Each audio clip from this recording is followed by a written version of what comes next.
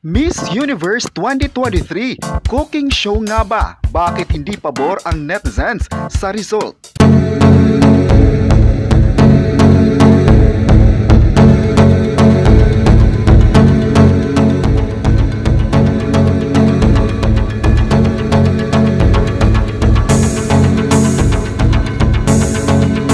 November 21, 2023, bakbakan kung bakbakan pa rin ang reaksyon ng netizens sa social media. Ilan sa mga reaksyon ng tao ay ang cooking show ng Miss Universe. Hindi lang ordinaryong tao ang nagbigay ng maaanghang na mensahe, kundi pati na ang ilang malalaking pangalan ay may pahayag tungkol dito. Ngayong araw Martes, trending pa rin ang hashtag Miss Universe Cooking Show at mga topics na may kinalaman sa resulta ng top 5 finalists. Hindi lang ang supporters ng Pilipinas ang nagulat kundi pati na ang mga tao andoon sa kaganapan sa live performance ng Miss Universe competition. Maalalang hindi malilimutan ng lahat ang engranding telecast sa El Salvador Gimnasio Nacional Jose Adolfo Pineda nang ang 85 Miss Universe ay naglaban-laban ng kanilang best performances sa harap ng 13,000 passionate fans. Mas uminit pa ang kompetisyon na ang 3 oras ng show ay nagkaroon ng extension mula sa first cut hanggang 20 semi-finalists papuntang top 10 na kabilang ang pambato ng Pilipinas na si Michelle D. Umabot din sa classy at powerful na swimsuit at evening gown segments kung saan ibinigay ni Michelle D ang lahat ng best, pero bigo nitong makapasok sa top 5 kabilang na sina Puerto Rico, Nicaragua, Colombia, Thailand at Australia.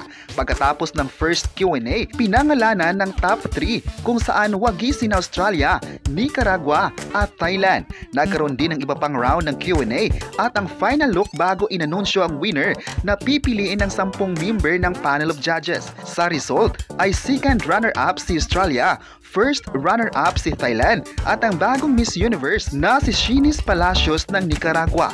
Naging paborito si Miss Nicaragua ng crowd na kuminang sa swimsuit, evening gown at Q&A rounds. Nagkaroon ng mainit na selebrasyon sa labas ng venue nang nagdiwang ang lahat dahil ito ang kauna-unahang koronahan ang Miss Nicaragua sa Miss Universe pageant. Ayon pa sa interview ng ABS-CBN News kay Palacios, nagulat raw siya, hindi siya makapaniwala nang sabihin ng mga tao na deserve niya na manalo bilang Miss Universe. Hindi daw niya lubos akalain na pag lumalakad sa press conference, maraming tao kung saan babanggitin ng Miss Universe. Nakatulog daw siya ng 2 oras. Sa bansa raw nila, ang mga kababayan nila ay pumunta sa kalye at ibinandera ang flag at ipinagsigawan ang pagkapanalo niya. Ipinagdiwang nila ito dahil historical ito sa bansa nila at masaya siya nito. Isang katuparan kay Palacios na manalo sa Miss Universe hindi lang sa sarili niya kundi pati na sa pamilya, kanyang bansa at lalong-lalo na sa Panginoon na andyan para bigyan siya ng power, focus at pagkalma sa kanya sa journey niya sa Miss Universe. Dagdag pa niya, isang karangalan raw ito para sa kanya. Masaya siya na dalhin ang legacy para sa isang kababaihan. At ito ang kanyang misyon. Gusto din daw niyang magpapasalamat sa mga taong mula sa Pilipinas. Alam niya na marami sa mga Pilipino ang nandoon para suportahan si Michelle D kung saan sinabi niyang si Michelle ay isang magaling na tao at magandang kaibigan. Ayon pa ni Samantha Panlelio, ang performance raw ni Michelle ay stunning, 10 out of 10. Ayon naman ni Melanie Marquez, proud siya kay Michelle at nagawa daw nito ang lahat at nakita kung gaano ka-dedicated para ibigay ang best nito. Naniniwala din siya na makakapasok siya sa top 5. Ayon pa ni Michelle D, pinasalamatan niya ang kanyang excellent team kung saan sila ang nag-execute ng mga creative ideas.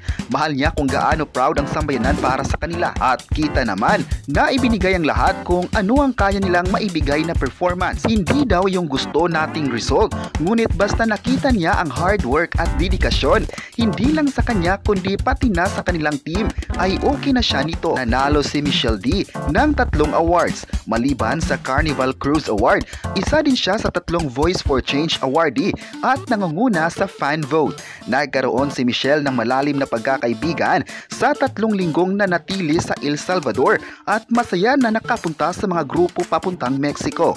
Isa raw si Michelle D na makakapunta ng Mexico. Hindi pa raw siya nakakapunta sa bansang ito at ito ang kauna-unahang travel niya. Maganda raw ang relasyon niya sa kandidata ng Miss Mexico at naghahangad na masundan pa ito. Samantala, taliwas sa mainit na bakbakan ng netizens sa pagkatalo ni Michelle D at di nakapasok sa top 5, proud naman ang pambato ng Thailand na naging kauna-unahang contestant na tinanghal na first runner-up sa competition ng Miss Universe. Hindi maitatanggi na milyon-milyong tao ang nakaabang noong Sunday sa kani-kanilang TV. Hindi rin nakaligtas sa mata ng netizens ang resulta ng Miss Universe. Marami sa ngayon ang patuloy na nagtatanong at umaasang masasagot ito ng pamunuan ng Miss Universe Organization. Ginisa ngayon sa social media ang organization ng Miss Universe matapos nag-post ang Miss Universe El Salvador ng listahan ng top 5 na kasama si Michelle D. Ngunit binura agad ito at pinalitan ng Pilipinas ni Miss Thailand, kung saan nanalong first runner-up si Antonia Porcel sa top 5. Ayon pa sa pageant expert na si Adam Hinato sa isang program, mas maganda sa ngayon na maglabas sila ng official statement, apology or kahit simpleng explanation na makakatulong sa issue dahil naguguluhan sa ngayon ang sambayanang Pilipino. Sa pageant noong 2015 ay maalalang nagkamali din si Steve Harvey na i-announce ang winner ng competition. Nandoon sa event si Hinato para saksihan ang kaganapan mula simula at hanggang koronahan na ang bagong Miss Universe. Ayon pa niya, noong panahon na iyon ay gusto nilang magbigay ng updates kung paano ang pageant magaganap. Pero ayon pa niya, nagkaroon daw ito ng honest mistake. Nagkaroon din daw sila ng pag-uusap sa Miss Universe Organization. Magpapadala raw ng official statement tungkol sa issue. Marami talaga sa ngayon ang nabigo sa kaganapan sa Miss Universe sa ngayon. Hindi raw patas at maraming mga katanungan. Ayon pa ng netizens, dapat sa susunod na Miss Universe maging patas na ang organisasyon para marami pang mga kandidata ang patuloy na sasali sa competition. Kilala ang Miss Universe sa pinakamalaking kompetisyon sa buong mundo. Kaya di may tatanggi kung gaano karami sa mga viewers ang nanood sa panahon ng finals. Marami din naman ang nagsasabing may mali talaga sa posting of candidates dahil klaro na sa pag-delete ng Miss Universe El Salvador ng post. Ayon pa ng netizens, ang Miss Universe 2023 ay masasabi nilang pinakamaduming kompetisyon sa ngayon dahil marami sa mga kaganapan ay questionable at marami sa mga tanong ng netizens ay patungkol sa owner ng Miss Universe na nakapasok raw ang pambato nila sa top 5. May netizen pa nagsabing dahil nga bago ang owner ng Miss Universe ay paniguradong sa mga susunod pang kompetisyon, marami na sa Thailand candidates ang makakapasok sa pageant at tatangaling winner. May netizen din naman ang pabor sa resulta na sinabing walang mali sa kaganapan ng Miss Universe. Lahat raw ng mga napiling candidates ay deserving na mananalo. Deserve din daw ni Miss Thailand na makapasok sa top 5 sa top 3 dahil napahanga din naman niya ang passionate fans sa El Salvador. Dapat ay susuportahan na lang ang bagong winner ng Miss Universe at ihinto na ang bakbakan ng komento sa Miss Thailand. Abang-abang na lang tayo sa mga statement na gagawin ng Miss Universe Organization.